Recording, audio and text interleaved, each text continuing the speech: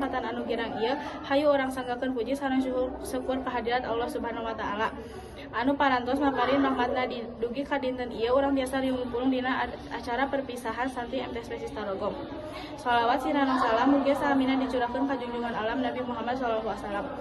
Ka kulawargina, sahabat sareng umat Islam anu salawasna istiqomah dina ngalaksanakeun syariat Islam dugi ka akhir zaman.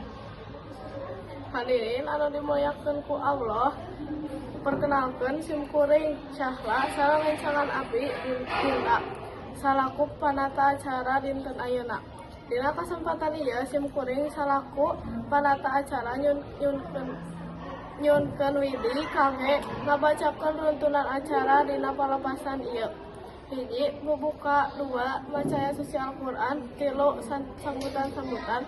4. Perwakilan biantara. 5. Nyerahkeun ijazah. 6. Pentas seni. 7. Foto bareng. 8. Penutupan.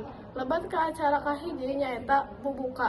Urang buka acara ieu dengan membaca basmalah bebarengan Bismillahirrahmanirrahim. Lanjut ke acara kedua nyaeta maca ayat suci Al-Quran anu bakal dibacakeun ku Jahira. Waktu sinareg tempat disanggakeun. Hatur nuhun ka Jahira anu tos macakeun ayat suci Al-Quran.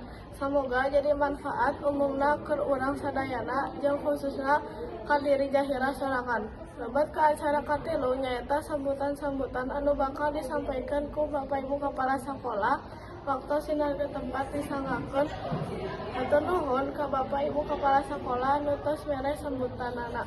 Lebat ke acara keopat aya perwakilan biantara anu bakal ditampilkeun ku perwakilan kelas 7.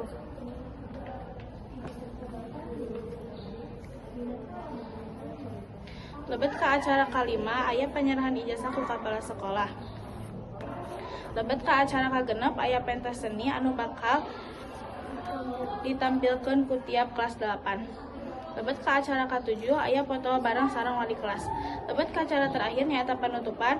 Mung sakitu wae wawaranti simkuring hapunten bilih aya lepat dina cariosana da sadayana kasayan datang ti Gusti Allah jeung kasalahan datang ti simkuring. Sakali deui nyuhun dihapunkeun. Wassalamualaikum